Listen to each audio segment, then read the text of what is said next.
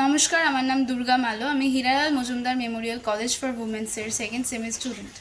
আমরা জানি বা না জানি, পড়ি বা না পড়ি, অর্থনীতি যেন আমাদের জীবনের সাথে অবিচ্ছিন্নভাবে জড়িয়ে আছে।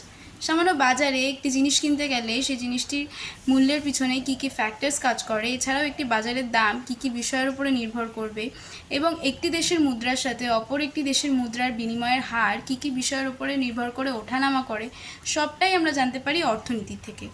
আমাদের কলেজের ইকোনমিক্স ডিপার্টমেন্টের টিচার্স ম্যাম সোনালী মুখার্জি এবং স্যার ঋত্বিক চ্যাটার্জি আমাদেরকে খুব সহজভাবে এগুলো পড়িয়ে থাকেন। এছাড়াও তারা খুব হেল্পফুল।